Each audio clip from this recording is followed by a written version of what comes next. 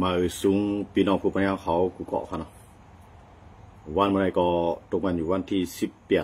เดือนธันวาคมปี2020ค่ะเขาขามาอบรมยากันในข่าวยามกลางวันค่ะเนาะเมื่อในมาใน Facebook ย้อนเปิดว่า TikTok ถูกแบนค่ะเนาะเมื่อว่าเขาลัดก่อนลองตับซึกทีNLAได้ซึกมันตึกกันก้อยกาขอความหลายอันเขาขาลัดกว่าซ้ำยุกเอาตูเตียกดูอย่างทั้งเมืองไทยเสมาลัดจอมเนี่ยอันนั้นก็เขาได้ป่องใจมังความหมายที่เขาลัดนั้นพี่ทำมูเขาเนาะมันTikTok ลัดว่า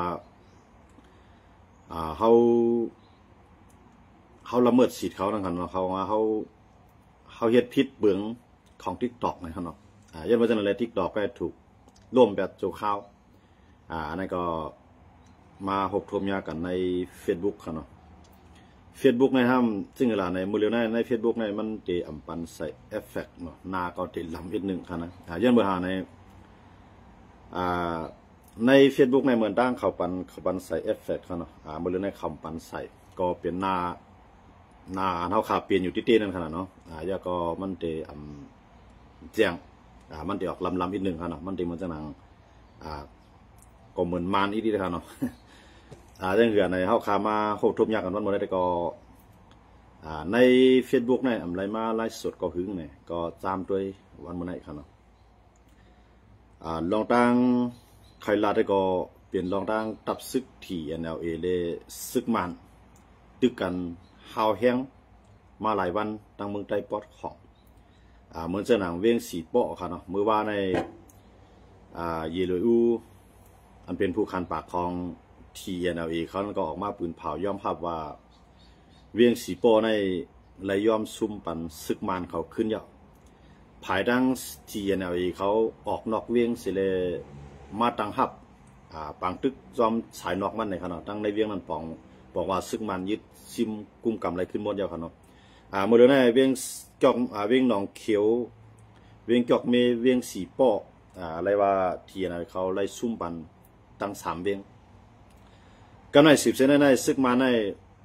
ตีซิมเวียงเมืองกุดเวียงเมืองมิดอันนั้นได้มาอ่อนดังค่ะเนาะเพราะว่ายาวสีปอยาวในตีกว่าทั้งเมืองกุดยาวกว่าทั้งเมืองมิดเพราะว่าซึกมันซิมไรซึ่งยาวในตอนตาซึกเจ้าคือตีขึ้นควันแห้งกันเสร็จเพิ่มแถมเห็นแห้งตาได้เข้าจูดังเวียงหรือนั่นมันตีห่างไกลได้ตีเฮียไทยซึกมันในมีลองผมลมไรย่าก็อุ่นใจไล่ว่าซึกเจ้าคือเตรียมจังเข้าถึงเวียงหรือไรเนี่ยอันนั้นก็เปลี่ยนยุทธศาสตร์ด้านการซึกดีซึกมันว่างเพียนอยู่ครับเตมาในเวียงหรือในสังเกตว่าทีไหนเขาเกาก้างเขาอยากไข่เขาคางเขาสังเกตว่าเขาซิมในเวียงหรือในซึกมาในถูกลีกุนปั้งก็ตั้งจังได้กุนปั้งอยู่ก้อยกาซึกเจ้าคือซ้ำมีลองพร้อมกันก้อยหันหน้าตีเรียกลอกกันทั้งภายทั้งมันเสตึกขีมกันมากก้อยเลยกำลังสุดมาเนี่ยกว่าตุ้มเตื้อต่อลอกลายอุปเปิงพองงำวันเมืองตีซึกมันมีไว้เตมันการตึกซิมเอาวานเอาเมืองกันวันนั้นพอเข้ากับซิมเอาเวียงอ่อนเวียงอิดก็ได้ก็เหมือนตั้งเอาตั้งเดือดใหม่ปันก้นเมืองก็ซึ่งเวลาในมันมีตาเดเปียปุนได้ซึกลงปองซึ่งกำลังสังเกตว่ายึดได้เวียงลงในเวียงลงในมันเปลี่ยนเส้นตั้งการกล้าขายก็ในพอยึดได้เวียงลงในซึกมาในก็เตรียมจังเอาเครื่องบินในยื้อเพราะมันเอาเครื่องบินยื้อในมันติให้ได้ก้นเมืองในซุ่มนำหนักต่างเมืองจังเข้ามาจิ้มจ้อมการซึกปังตึกกันเกิดขึ้นย้อนมาจากนั้นแหละมันตึกกันในห้วยในลอยในวันในเมืองเจ้าคือเขาก็เลยจังมีเมืองไหลเข้ามาเอาการซึกเสจอยเกจ้อมเขาเนาะการที่ไรอยู่ดังนอกมันเสตัวไปฟังสติตัวสังเกตตัวหมกกันนั่นก็เพราะว่ามันเฮ็ดแก้มหนาล่าก็ออกลิกปืนเผาซับเลี้ยงแจงข่าวว่าซึกมันป่วนเปลี่ยนสุนในสุนเปลี่ยนก้นเนี่ยมันได้มีจังนั้นก็สังเกตว่ายึดได้เวียงลงเขาเนาะเขาขามาด้วยหลายๆเมืองที่เขาตึกซิเมืองมาในเขาได้เลือกยื้อเมืองลงเปลี่ยนสุนใหญ่ครับเขาได้เลือกยื้อเมืองลงเปลี่ยนสุนใหญ่เพราะว่าเขาไล่เมืองลงในบอกว่าเมืองอ่อนเมืองอิดที่นั่นซึกมันเด็ดถอนแห้งซึกก็เหลียวมันเด็ดถอนออกมาแกะขี่เมืองลงยันเบอร์เจ้าเครือเขาทำกลุ่มพีเมาในนาตีเก่านาตีเมื่อในเวียงเก่าเวียงไม่ในเมืองเจ้าคือเขาก็เลย ย่างเหลียงตึกตึกในเมืองย่างเหลียงไล่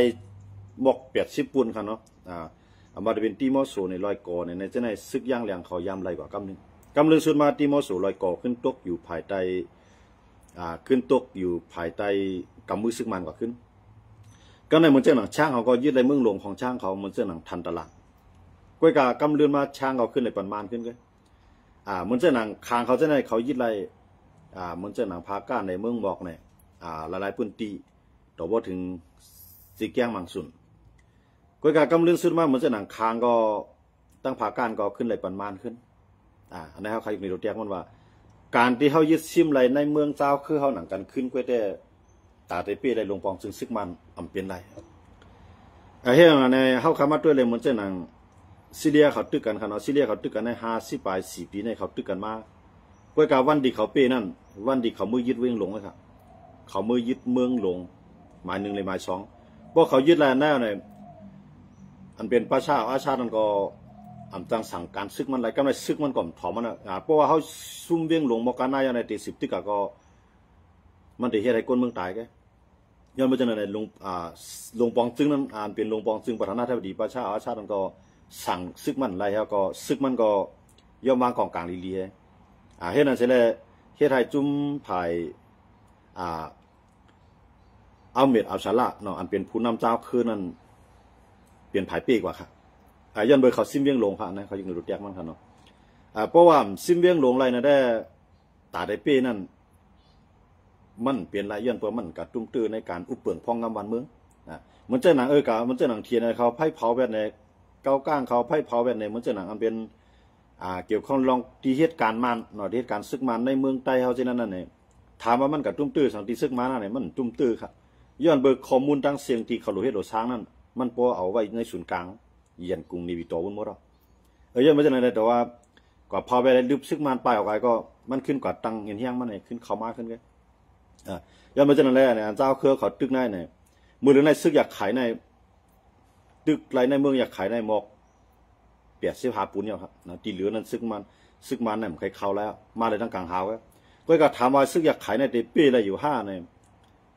มันก็ไปเป้ไรย้อนไปว่าแข้งซึกอยากขายในไปจังเข้าถึงไรดังนิบิโตไปจังเข้าถึงไรดังเวียงเหลือสังว่าแข้งซึกอยากขายไงแข้งเจ้าคือพ่อมันเนี่ยตั้งหนึ่งในบังว่าอยู่ในเมืองภายเมืองมันเนาะมาอยู่กูจ้างในมันเจินทีนะก็ตึกอยู่ในเมืองใต้อยากขายตึกอยู่ในเมืองอยากขายก็เขาทางศูนย์หนึ่งนั่นมันโลกเข้าดังนิบิโตให้ไล่อันนั้นก็เข้าดังเวียงเหลือให้ไล่เพราะว่าไล่เวียงหนึ่งก่อนมันจ่องตีจังเฮ็ดให้มันจ่องตีจังเฮ็ดให้ซึกมานั่นสั่งการไล่กำไรซึกมานั่นเต็มต้องใส่เครื่องบินไล่เพราะเขาในเวียงใหญ่ในเพราะใส่เครื่องบินในคนเมืองในตายน้ำแห้งหนาเพราะคนเมืองตายน้ำแห้งหนาในต่างเมืองนั่นเดียวการซึกเข้ามาจิ้มจ้องกันเดียวยังไม่ใช่อะไรเมืองเฮาคามันเกิดขึ้นน้องในลองเจ้าคือในเขาก็ว่าเก้าก้างก็โดนเก้าก้างได้ว่าไว้เสียก่อนเก้าก้างนั้นก็เป็นตีนเป็นมือของเป็นตีนเป็นมือของขี่ได้ตอนตามเมฆควักนาลินให้กว้างมากเลยมั่นใจตอนตาลึกล้ำซึกมันให้กวนปังเหมือนเจ้าหนังเก้าก้างเลยอันมีเป้าหมายให้ซึกมันกวนปังในมันจะมีทีหน่อยเลยตั้งผีที่แอบเขาคางเขาจะไหนตีมีอยู่ในตั้งไปวนเขาตอนตาได้กวนปังซึกมันก้อยกาลองสอดกล้องกันในการต่อสู้นั่นเผื่อคันว่าไล่มาเย้าเนี่ยเอาลอบผ้าในถมหัวไปยินมือเสอันนั้นก็เป็นของเก่านั่นก็เป็นของใหม่เนี่ยมาชิมกันในข้าวยามันเขาตึกไล่มาเสร็จซึ่งเขามีเฮียงใสกวนเมืองเขามีเฮียงใสนั่นเนี่ยเขาสามารถชิมกันเนี่ยพอเขามาชิมกันปุ๊บเนี่ยมันกว่าเขาตั้งมานกำเหลียวกับเขาตั้งผายลงปองซึ่งซึกมันกำเหลียวกำในเหมือนเจ้าหนังเขาได้ไล่ด้วยว่าเหมือนเจ้าหนังเมืองเขเขาอินเดียเขาจะในเพราะมันมีบางตึกต้อมแดนดินเขาในข่ำเกี่ยวย่ำภาษาเนี่ยมันกับตุ้มตื้อการกล้าขายไปมามีตอนดักเขาครับก็ในหนังคือมันติดเจียวเย้าในเพื่อจอยเจ้าคือในนั้นเย้าพัดจอยเต้ๆกันเพื่อติดจอยเจ้าคือยังซึกมันซ้ำเตะลากเอารัสเซียเข้ามาเอา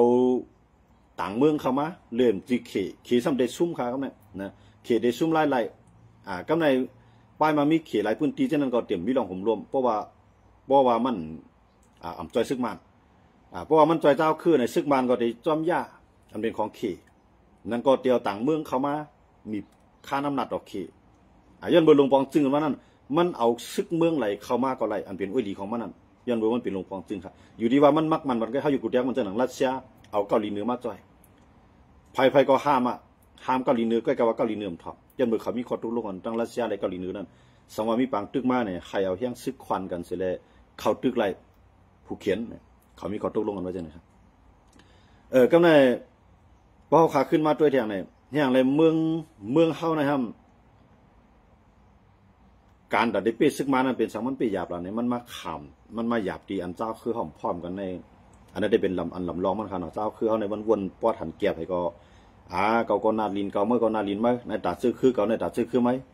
มันวนกันได้ก็เลยมีเป้าหมายแผนการยันซึกโฮมพร้อมกันตึกสังเกตว่ามือเลี้ยวอยากไข่เขาค้างเขาช่างเขาย่างเผือกย่างเลียงเขาจะไหนเขาลุกขึ้นตึกมาหนกูจุ้มอ่ะนะก้อยกาว่าพอเขาสมัมไรเขาในเมืองกันในจอยกันเนาะมันจะมังอยากไข่ในมาในเมืองย่างก็ย่างก่อมพร้อมย่างได้ก่อนในเมืองอยากไข่ก่อมพร้อมเพราะเป็นเช่นนั้นในมันเขาตั้งมานแกมันจังมีเชียงแต่เดมังไรซึกมันยันเบอร์ว่ากูจุ้มมีเหตุการณ์ร่างกลางเขามันหมอกมีเครื่องลากหนักอันยื้อไรหิดีคอตเตอร์ก็นะเพราะว่าเครื่องบินอันมีมาสูงนั่นถึงไรอันที่เจ้าคือเขามีเขานะก็ในมันมีอันแต่ได้ยี่ใส่เสตาก็เครื่องบินกำน้ำอันมาดีเขก็ยาวรัสเซียก็ยาวมันมีอันเฮกังตอนตาเตเอาหมักยื้อใส่นั่นเขาดึงมีไว้อยู่เยอะค่ะนะเขาดึงมีไว้เยอะมันเหมือนเครื่องเฮกังร่างกลางหาวเพราะเครื่องเฮกังร่างกลางหาวได้เพราะว่าเครื่องบินมีขึ้นมาเนี่ยมันยื้อใส่ไรกำซื้อยาก็ลำจอมกำซื้อค่ะหมักอันนั้นนะก้อยกาอันเป็นเจ้าคือเขามีไว้นั่นเป็นของว่าประคงทานเขาเนาะมันจะเอาอยากใส่ในหัวหมายยื้อใส่นั้นมันตอนตายื้อเฮลิคอปเตอร์ก็เครื่องบินนี่มันลงแต้มก็เฮลิคอปเตอร์นี่มันลงแต้มนั่นก็เครื่องเฮลิคอปเตอร์นั้นมันเตะป้อมีอันเฮกังก็เป็นไรนะย้อนมาจากนั้นเลยเขาก็ได้ยื้อไรพองเนาะมันจะหนังอยากขายก็ย้ำยื้อโต๊ะอยู่ค้างก็ย้ำยื้อโต๊ะอยู่ซึ่งในขณะใกล้ๆมันเป็นอันเรียกๆให้ตอนตัดซึกมันมันเป็นอันเรียกตอนตัดซึกมันก็กำในเครื่องบินอันซึกมันใจกูว่าในส่วนใหญ่ในจะเป็นของเขเลรัสเซียเป็นของรัสเซียส่วนใหญ่ขนาดที่มันใจขนาดเพราะมันมีในซึกมันในมันเป็นมี2-3 ลำซ้อมกันให้ไหนครับอันนึงในมันเป็นผายอันเฮกังขนาดอันนึงในเป็นผายต่อสู้ให้ไหนมันจะเป็นกว่าเป็น3 ลำมาหน่อแจ่มกับ3 ลำกำลังมันดีจังเลยย้อนมาจากไหนได้ตรงว่าเข้าขามาตัวเย้าเนี่ยเข้าหลีเสลายอันเจ้าเครือเขาเปมาเวียงหนึ่งยาวเวียงหนึ่งก็กับคนเมืองก็เลยตุกข้ามาเวียงหนึ่งยาวเวียงหนึ่งเนี่ยกำในซ้ำอยู่ซ้ำอะไรขึ้นถอยมันขึ้นนะว่าถอยมันได้มาในเดี๋ยวเชียงซึกเขามาปักเอาเนี่ยถามว่าตาซึกมันแต่มีลงห่มรวมเสลยอยู่กับอะไรในเวียงนั่นเนี่ยซึกมันตื้นเตะวางแผนมังต่างเวียงนี่ก่อนเพราะว่าอยู่กุฎแดงหมดเลยเนี่ยสีโป้เนี่ยเขาซิมอะไรนะเขาซิมอะไรมือว่า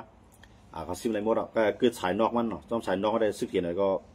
ตั้งตึกตั้งถอยนั่นขนาดนะแต่ได้ขึ้นเปลี่ยนผายเป้ปูนนั่นมีสีแล้วก็ในหนังฮือเทียนแล้วเนี่ยพวกเด็กกวางเนี่ยลอกลายตึกของซึกมาเนี่ยมังดังนำสันมังดังนำตูมังดังเมืองกุดหายดังเมืองมิดเห็นอะไรได้ก้อยกาวาเวียงอันที่มันได้เอานั่นได้มันได้ปล่อยแห้งซึกซ้อมดีในน้ำเอาว่านับโผเหียงก็มันเข้าได้ก็ในแห้งซึกเขียนเลยในน้ำหนักก็มันพ่น3 เหียงแห้งซึกมันทั้งหมดพวกแห้งซึกมันมี3 เหียงเนี่ยมีตัวจอยมันว่าไหนจึงกำเรื่องสุดมาเนี่ยเทียนอะไรได้คืนไรเทียนอะไรก็เตหาตั้งลงว่าย้อนเปิดเจ้าคือเขาอ่ำจอยย้อนเปิดอ้อยหลีเขาอ่ำจอยเลยเขาเลยซุ้มกำในเทียนไหนเขาซ้ำว่าคืออะไรเนี่ยย้อนเปิดSFPP SFA ในจอยซึกมันเลยเขาซุ้มอันนั้นเทียนไหนเขาออกมาลัดเขาในครับเนาะย้อนเปิดอะไรเขาว่าเทียนเขาว่าSFPP จอยซึกมันแล้วเนี่ยให้จอยกันกำซื้อได้มันก็เดี๋ยวมีเหรอให้เพราะว่าSFPP เอาจอยตึกSFPP จอยส่งมากล้องมากลางมันซึกมันก็เดี๋ยวมีเหรออันในความหมายของเทียนไหนที่ว่าSFPP เขาจอยนั่นSFPP เนี่ยเอาอย่างซึกเสียเลยเขาเอานาทีดิก็ในเพื่อว่าเทียนอะไรเขามาSFPP ก็ยืดเทียนเลยก็ในประมาณเขามาSFPP เงื่อนปันให้เนี่ยอันนั้นเลยในความหมายเทียนเลยว่าSFPP จอยซึกมันเอานั้นเนี่ยมันเป็นความหมายใช่ไหมครับอันที่ว่าSFPP เอาอย่างซึกเสียเขาตึกจอยมันได้ครับนะมันเป็นว่า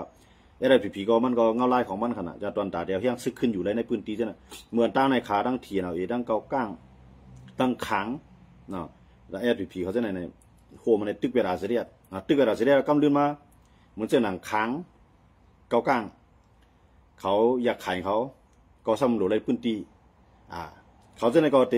ลักลอมปันแห้งเถียนอะไรก็เป็นไรตอนตัดได้ปากแวดSFPPมันเกิดขึ้นจากไหนในเจ้าเครือเขาก็ในSFPPก็ตัดได้ไรขึ้นที่อยู่มันเสร็จแล้วให้พวกอย่ามีต่างจุ้มเขามาหลอกเงินมันวันดังนาเนี่ยมันก่อนเนี่ยเราตึกดังข้าวยามเทียนเอาเองนั่น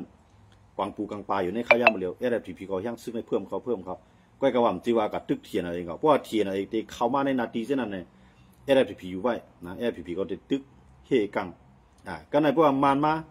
FPP นี่มันอะไรก็ตั้งตับมันเอาจุ่มมันกับปักไว้เป็นตีเพราะว่ามันมาก็สั่งแห้งซึ่งเงื่องไรก็ปล่อยมันกว่าอันนี้มันเป็นแนวตั้งที่ว่าFPP จอยซึกมันอันนั้นมันเป็นแนวตั้งอันไหนก็อำเจอว่าFPP เอาแห้งกองแห้งกวนแห้งสั่งมันเสร็จเลยจอยซึกมันใจครับนะอันนั้นเทียนเนี่ยเขากล่าวหาเขาว่าเนาะเทียนเนี่ยเขากล่าวหาว่าFPP จอยซึกมันนะครับเนาะยันว่าจะไหนได้ตรงว่าก็ในวันตั้งนานในทีเนี่ยเขาได้จุกล็อกหลายเนี่ยล็อกจุกของทีเขาตัดที่ไรหน้าลีนเสร็จแล้วพอตั้งตับซึกลูกเพื่อนไรนั่นทีเขาได้มีตั้งเร็วครับนะหนึ่งยอมให้ปิดทุจิตบ่ยอมให้ปิดทุจิตมาได้ปล่อยไว้ครับสองมาโฮมขังโฮมยาไข่ลูกขึ้นปืดบางตึกต่อซึกมาทั้ง91อันนี้ก็ได้จังแหละเพราะว่ามันโฮมยาไข่โฮมคายมันเอาจุ้งเดียวได้ที่เดียวก็ทีเนี่ยมันมีตังเหลือป้นเด็กต่อสู้จังไหนที่กำลือซื้อมามันเด็กกวนปังว่ากำในเถียนเนี่ยก็ติดแตกกันมาจุ้มเนี่ยมันใครเยื่อยอมไปยื้อใจงอมเป้มีตัวจอยใครยอมที่ปิดทุจิตอันในเถียนเขามีแนวตั้งป้ายวนจะในพองบางส่วนครับยังไม่จะในกำในทางส่วนหนึ่งได้ยิ้มยังว่าเข้าหลุดเล็กตึกเข้ามาถึงตันนายเข้าหลุดเล็กตึกเต็มเตี้ยอันวนจะในก็มีอยู่ก็กะว่าพวกมาด้วยตัวจอยมันในมันมีไผ่นะเกาก้างก็ฮัดจอยย้อนเบอร์สั่งเลยย้อนเบอร์เกาก้างนั่นมันใครขึงล็อกไล่อันว่าซบหมอยอข้อกินอิ่มมันใจปวดจอมปิวเกาก้างมันก็ย่อมปวดมันใจเงื่องปันเส้นตังการกล้าขายเกาก้างก็ย่อมเงื่องปันย้อนเบอร์สั่งกันเลยพอเฮ็ดจังไหนย่อมกูจื้อกูอันนั่นเนี่ยเกาก้างก็จะมีคอลาดว่าอันมันตกย้อนเขาก็ปานแล้วก็ว่าให้เขาถอยเนี่ยมันจังถอยเนี่ยมันจะมีเขนในมากำยันปันที่ไหนจังว่าบริเวณไหนเขนในมาอยู่วงกลางมันปันเหมือนจังนั้นซึกมันก็เป็นอ้อยดีตอนตาเมืองเขเกาก้างซ้ำเป็นหู้ตอนตาเมืองเขทั้งสองโก้ในมีพรดีตอนตาเขเขเดปล่อยจุ่มไหลจุ่มหนึ่งร่วมเลยเดปล่อยเกาก้างร่วมก็วันเมื่อน่ะซึกมันในมันเดปิ่นจากลายเกี่ยมการเมืองต่อเขจังหือมีไผคู่ไรเพราะว่ามีเกาก้างปุ๊บซึกมันกับเอื้อมจำแดนดินเขกำเดียวว่าวันไหนวันหนึ่งมาเขใครเฮ็ดป้ายมามีกำในมันใครปันมันสมปันรัสเซียมันปันต่างเมืองแบบว่าไหนจึงเข็มพอใจว่าเข็มพอใจที่มีปัญหาทั้งซึกมันเพราะมีปัญหาทั้งซึกมันแต่หลักต่างจุ่มเขามาอยู่จำเขอันในเขเรียนอ่านเกี่ยมดูได้ไว้ยันเมื่อจังไรตื้นดูไรมีโกกังเมื่อจังเมื่อในเมืองต้าในโกกังในมันเปลี่ยนคู่บันเมืองเขเนี่ยมันมีเหล่ากายอีหลอนไงน้องบอกมันป้นนำบอกว่าเหมือนเจอคู่เนี่ยมันแก้ไปขนาดสังเกตว่าเกากลางมาถึงเลยตั้งเซียนวีว่ามาถึงเลยจอมสายหิมหอมลาเซียวเหมือนตั้งเขามายืนเลยเบี้ยงลาเซียวเขาเอาไว้หลังมาเขาก็ขึ้นถอนขึ้นว่ามันเมื่อเขาออกมาเลยไกลดีสร้างเฮ็ดให้ตับซึกเกากลางในเก็บกวนเลยน้ำหาเงินเลยน้ำมันก็ได้เป็นหูอันเนียนนาตอนตาเมืองขี่เปลี่ยนพ่อนี่แต่เมืองขี่เต็มๆย่อเกากลางก็เลยพ่อนี่จังยังไม่ใช่อะไรเกากลางในตรงไหนว่ามันเฮ็ดเกียงย่อมต่อซึกมานั่นตอนตาเดเขาว่าถอยหนึ่งย่างแต่ได้ย่างทั้งนา3 ย่างเนี่ยมันถึงจะเลยถอยของย่างมัน1 กรัมมันเดี๋ยวไปเจออันเกาก้างไปในข้าย่างหมดเลยในมันไปแนวตั้งอยู่WAครับอยู่WAในเมืองตั้งในมือมันไปมีเชียงในมันใจมันกับตึก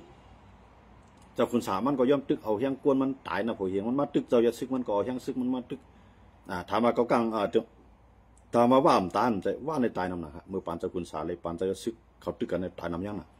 ก้อยกับว่าของมันนิดอันว่าในเขาตื้นหนำนับตัวตายซึกเขานับว่าเขายึดนาทีดีไล่พวกเขายึดนาทีไรนั่นบอกว่าเขาเป็นฝ่ายปีกคำนับว่าตัวตายมันนับว่าก้นป้ายนับว่าก้นเจี๊ยบหมัดนับว่าก้นกอดผ่านเขาหลูอยู่ไรแกมันเก่งกว่าให้ดีก็ไรก็การหลูให้กว่าให้ถึงที่นั่นมันมีเขามีเป้าหมายจะไหนคอมมันนี่เขาเนี่ยยันมาจะไหนอยู่ด้วยเล่นมันก็เป็นคอมมันนี่ด้วยกันกำไรอยู่ด้วยเล่นเนี่ยมันกลมก้อมน้อมต่อมานวันมือก่อนนั้นเนี่ยตอนตัดสร้างเอียนเฮียงยิงใหญ่วันมือหน้ากำในอันว่าเฮ็ดนั้นมันก็หันนำหันตูมันมานำตีครับในเมืองใต้เนี่ยอันคุดเล่เอื้อไรอันคุดฐานเฮ็ดฐานหินในนำเลยเปิ้นในเปลี่ยนตับซึกว่าอยู่เรื่อย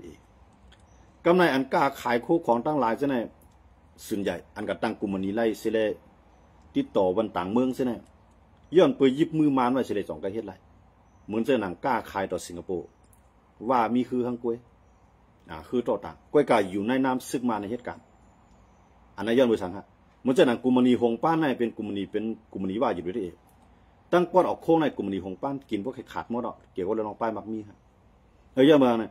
สังเกตว่ากับมีปัญหาทั้งมันเขากลุ่มนีหงป้านในกลุ่มเป็นกลุ่มนีพิษปักเปิงจึงเมืองแกจะไม่ได้ตั้งไรมันตั้งไร ก็ในประมาณทับห้องเนี่ยมันเป็นกลุ่มนี้อันถูกต้องมันแม่นจ้องปักเปิงรักเมืองแต่ว่ามันก็เหตุการณ์ได้กูจะกูลองอ่านออกในเมืองใต้เขาใช่ไหมกลุ่มนี้ของป้าเนี่ยกินขาดเป็นกลุ่มนี้ของว่าอยู่ในเอเขาเดียวกันยังมาหาไหนอันนั้นเนี่ยตั้งหนึ่งเนี่ยเฮ็ดก็ขี่ให้ขี่เนี่ยมันใจว่าจุ่มเนี่ยมันเป็นพ่อหลีแต่เมืองขี่ก็ได้หักษาไว้ต่อให้ลายเมืองก็เยอะต่างเมืองเนี่ยมันจะหนังอเมริกันเขาเนี่ยออกมาเงียบเพราะอยู่เชียงนะกาขันเงินใน$2,000,000ออกมาเงียบเจ้าคุณสาออกมาเงียบเพราะอยู่เชียงยาก็ออกมาเงียบหัวเชกังกล้วยกาจ่องพยอบเลยฮะหัวเชกังไปกันดีเลยก็อยู่ทั้งเมืองขี่เองก็จ่องขี่เงียบค่ะเงียบยังไม่สังค่ะมันเปลี่ยนพรหัวเชกังเป็นคนหาเงินจอยตับซึกอยู่ดุเรศเองค่ะยันไม่ใช่เลยว่าอันนั้นเป็นพ่อนี่แต่เมืองขี่ก็เงียบค่ะกำไรเขาว่าด้วยทางจุ่มหนึ่งมันจะหนังหนอค้ำในมันเป็นกลางปลาคำข้อตอนแต่เมืองขี่นะหนอค้ำนั้นเป็นตับซึกใต้กล้วยกับมันเป็นปิดุจิตเนาะมันกุ้มกำในมีน้ำคลองนั่นนะมันกูบอกนะไผ่ลัดผ่านนะคือมาเป็นขี่มาเป็นกล้ามาเป็นไผ่ก็เบื่อลัดผ่านมาในนานนำในการกล้าขายเนี่ยตื่นแต่ได้สร้างขวัญนะกำไรหนอค้ำในมันซ้ำขี่เขาซ้ำนี่ว่ามันยื้อกวนของขี่เขาดีขี่คือมาจอมมีน้ำคลองกล้วยกับกวนยื้อเนี่ยมันแหลบเปลี่ยนไทยครับเมื่อนั้นในเสลือมอยู่ปั้มลุงเนาะเสลือมเนี่ยเปลี่ยนรองนายกเนาะเปลี่ยนไผ่กุ้มกำก็มันคงของไทยเขาเหมือนด้านนะมือปานหนอกข้ามยากินครับนะก็ในหนอกข้ามในมันเดียวมันว่ามันไรเคียดก็เสลือมเขาเนี่ยนั่นก็เป็นก้นซึกไทยเขาในกับยื้อไปแล้วก็เอาตั้งพิษในถึงบันหนอกข้ามแก้วก็ย่อมหนอกข้ามในปันฮะปันเมืองขี่ย้อนเบิดไทยในสังเกตว่าใต้เขาเนี่ยมันมีองค์กรหลายองค์กรหนึ่งเมืองหลายเมืองหนึ่งเขามาจอยแจดเชื่อได้ว่าจ่องมันใจก้นหนอคำที่หันยื้อในมือนั้นในมันติหาอะไรก้นยื้อมันติเป็นมันสมมติว่าเป็นไทยในขี่ในไทยเดี๋ยวมีปัญหากันย้อนเมื่อเช่นอะไรอันนั้นในเขาคำมาตัวเนี่ยมันดีเลยสติเจียงเหือในมันตัวกึ่งกลางไว้นะครับเพราะว่ามันเกิดเป็นปัญหามาในเขาก็เก็บข้อมูลศักดิ์สิทธิ์หลักฐานย่าเป็นหลักฐานทั้งเสียงยาวก็ยอบหนอคำก็เดียวอันนี้เป็นโรคร้ายที่ว่าเอาหนอคำอาปันขี่ย้อนเบิดหนอคำนั้นซึ่งก็ยังมันก็เกี่ยวข้องต้มยาก็ป้านั่นขนาดเนาะมันมามีอนาปาวาเนื้อมูซื้อล้ำเนาะตับซึกเดี๋ยวดีอยู่ล่าหูเขาใช่ไหมมันว่ามีอนาปาวาเนื้อเขาใช่ไหมยังเบอร์มันเป็นตัวหาเงินหล่อเลี้ยงปิดุจิตใช่ไหมมันก็อินเฮียมันก็ใหญ่ขึ้นนี่เนี่ยกำในไทยเขาเนี่ยก็ตีเอาหนอกข้ามก่อมจังที่ยันเบอร์มันเฮ็ดในเรียนดินไทยนะจังว่าซ้ำกาหนังขี่ก็เอาเพื่อขี่เนี่ยมันเป็นเมืองใหญ่ขนาดเพราะว่าขี่สังการนั่นเนี่ยเฮ็ดอะไรก็เดียวครับนะยังไม่จะในหนอกคำเย้าอยากขี่เขียลิงามครับที่อย่างไรก็อยู่ช่างคำยากนะเขานะยันเบอร์เขาเป็นพ่อดีแต่เมืองขี่ขนาดเขาเฮ็ดพ่อดีแต่เมืองขี่ตั้งนำยันเมืองคุกของเนรินแต่ลินแนะนำเนี่ยตีไรผ่านดั้งเขาในเขาจูเมืองขี่ในมีดั้งนำตั้งหลายอันนี้ต้องว่าเปิ้นเปลี่ยนพ่อดีแต่เปิ้นในเปิ้นถึงได้รักษาไว้ก็ก็หนอกคำสำเป็นพ่อดีแต่ใต้ฮะในหนอกคำก่อนจะว่าอะไรเป็นพ่อดีแต่ใต้เองก็มันก็เปลี่ยนจุ่มยุบกองกลางจุ่มหนึ่งหากินแต่ป้ายมังมีของมันเองก็จังหวัดใต้ก็ลัดจ้อมสังฆาที่นี่นะก้อยกับผู้เป็นก้นคือวันได้ต่อให้มันเป็นทางก็ย่อเปิ่นติลัดจ้อมค่ะก้อยกับใต้ได้มันลัดจ้อมมือปานคุณสาก็ไปกับโฟมมือต่างเมืองไอ้ผิวคุณสาใต้เท่ากันนะปาน10 บาทใต้เนี่ยเอากันไว้ครับนะที่อันเลขี่เขาเนี่ยพวกเป็นปัญหามากเนี่ยเขาเอาเสียงเอาซิมพวกมันถูกไฮไลท์ก็ไฮไลท์พวกถูกตายก็ตายก้อยกับใครเป็นพ่อดีแต่เมืองเขาอันนี้เขาขามาด้วยดีนะแต่ว่าก็ในเมื่อเขาขาขึ้นมาด้วยเทียงเงาลายตีเปลี่ยนอยู่ในเมืองใต้เท่านั้นเนี่ยซุ่มยิบกองกลางในเมืองไต้หวันตั้งนาอันเตลุกขึ้นซึกมานั่นมันเต็มมีตอนตาเตต่อรองซึกมานเสียแล้วสู้ก็อยู่ไรเขาก็อยู่ไรสู้กล้าไรเขาก็กล้าไรขายไรมันจะเป็นการต่อรองเสร็จการเสร็จโหนั่นไงเพราะว่ามันเสร็จการเสร็จโหกันไรก็มันจะขึ้นลุกตึกกันนะมันจะขึ้นลุกตึกกันยังไงมันมีเอาซึกกันมาลุกพื้นแต่ตีไหนเนี่ยให้เพราะว่าก้างยานซึกมันก้างยานอาณาปวางมาในวันดังนั้นในเมืองเขาขามันถึงมีอ่ะสังเกตว่าบางตึกกำในเลยเขาเป้เจ้าคือเขาเป็นไผ่เป้อันที่ยิบกองกลางขึ้นลุกขึ้นตึกซึกมันอ่อนตั้งนั้นหรือสิว่ามันเสียการเสียโหดังการเมืองเสียการเสียโหดังการกล้าขายเสียเลยเปลี่ยนตับซึกอยู่กว่าห้างไผ่ห้างบ้านในโจลุกปานล้านกันมันจะเป็นเท่านั้นกันในเมืองใต้ค่ะนะว่าในเมืองใต้ว่าในเมืองข่างว่าช่างว่าย่างว่าวันดังนั้นจะเป็นเท่านั้นกันนะสังเกตว่าคอนแห้งกันเสพตึกซึกมันการว่าตึกซึกมันนั่นจำเป็นที่ว่า จำเป็นที่จะเลยว่าหลุดเลย20 มันออกในเมืองใต้เสียงออก20 มันออกในเมืองขามเสียงเนี่ยเพราะว่าเชียงเขาเข้าถึงนิปิโตเลยเข้าถึงเย็นกรุงเลยสีจุ่มเนาะเขาว่าสังว่ามันเข้ากับอะไรนั่นเนี่ยมันเดกาสันควันอาณาซึกมันกันเดียวนะกวนเมืองในมันเดสังว่าเข้ากับอะไรนั่นน่ะตาซึกมันเดเข้าตึกเข้าซิมมันเดเป็นตั้งหยาบที่จริงๆในเหมือนเจ้าหนังมันเดเลยในมันเป็นเมืองการค้าขายตีใจเครื่องบินในยืมเหมือนเจ้าในเมืองเขาขายนั่นไรที่อย่างไรในเมืองเขาในซึกมันขึ้นอะไรขึ้นง่ายๆหลานว่านั่นย้อนเบอร์มันใจเครื่องบินในมีที่เตือก